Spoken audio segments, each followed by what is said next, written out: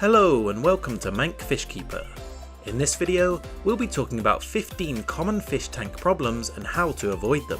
Aquarium keeping is a fun and rewarding activity that can provide years of enjoyment, education, and even stress relief. When you're new at it, however, it's easy to do things that might not be good for your fish or your stress level. Here are a few of the most common problems that beginning aquarists experience. Number 1. Starting with too small of an aquarium. Small aquariums can be more difficult to maintain than larger ones, and are not well suited to beginners. Conditions tend to be more stable in larger aquariums, and if things start to go wrong, you have more time to correct them. Aquariums 20 to 55 gallons are ideal for first-time aquarists. Always start with the largest aquarium your space and budget will allow. Number 2. Not cycling the aquarium.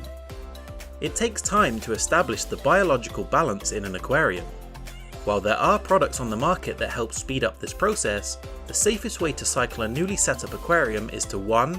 Add just a few fish initially, 2. Feed sparingly, and 3. Test ammonia and nitrite levels until they stabilize at 0 before adding more fish.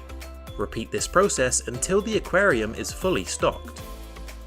Number 3. Buying fish on the same day as the aquarium.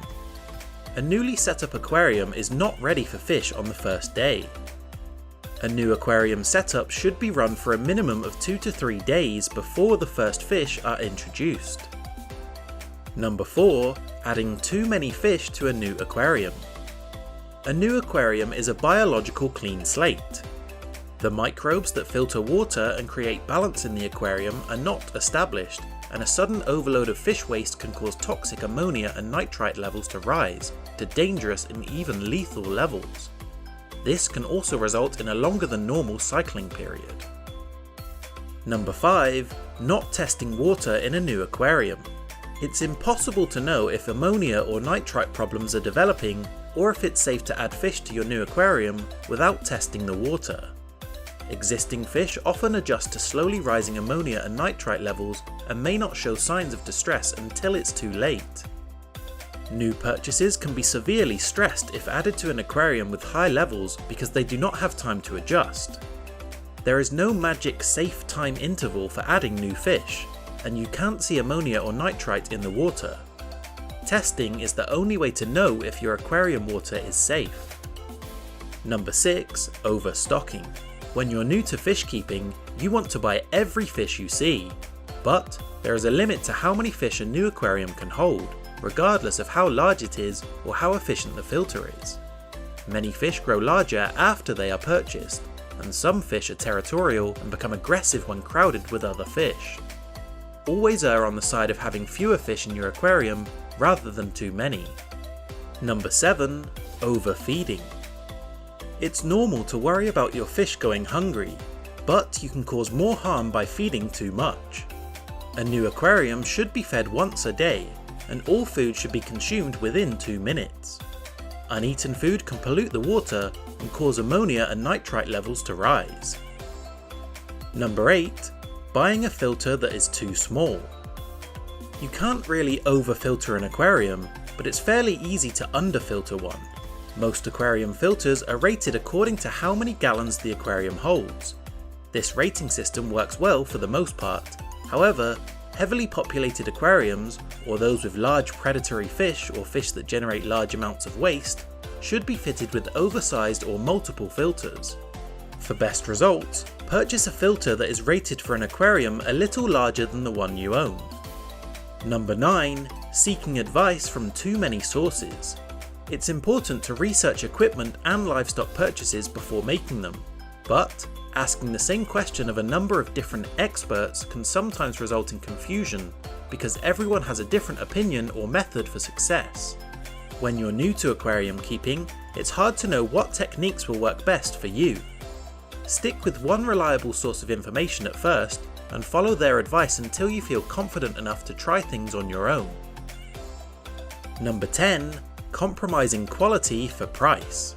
No one wants to overpay for anything, but the saying "you get what you pay for" often applies in the aquarium world and with your initial fish tank setup.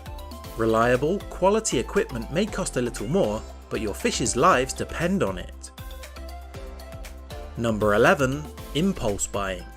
Always research new fish before purchasing them to make sure they are compatible with existing inhabitants and will not outgrow your aquarium.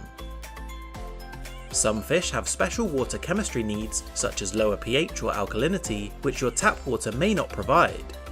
Also, if fish you are considering buying are specialised feeders, make sure you are able to provide the proper food for them.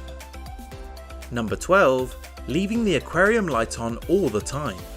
Like all animals, fish need a resting period, and it should be the same period every day. In nature, the day-night cycle is fairly consistent, especially in the tropics. Leaving the aquarium light on all the time stresses your fish and contributes to unsightly algae growth. Putting your aquarium light on a timer is an easy way to provide a consistent light cycle.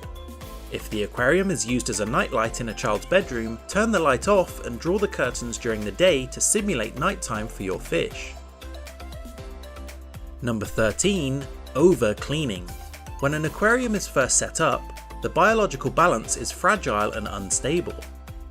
Avoid scrubbing ornaments, stirring or vacuuming the gravel, or cleaning the filter when it doesn't really need it, as this can destroy beneficial bacteria and upset the balance. If your aquarium or filter seems to need cleaning in the first 2 to 3 weeks after setup, the filter may be too small for the job. You may have too many fish, or you may be overfeeding. Number 14. Topping off for evaporation instead of doing a water change. Adding water to your aquarium when it evaporates is called topping off. Doing this instead of performing a water change on a regular basis will result in an accumulation of pollutants such as nitrate and phosphate and a drop in pH and alkalinity. This stresses your fish and leaves them more susceptible to disease. Change 10% of your water in your aquarium every week or 25% every 2 weeks. Number 15. Insufficient cover. Aquarium decorations provide habitat, make your fish feel secure, reduce stress and enhance their colours. Fish often hide because there are not enough decorations in the aquarium, seeking refuge behind a heater, filter tube or other object. And there you have it. Those are 15 tips for how you can avoid common fish tank problems.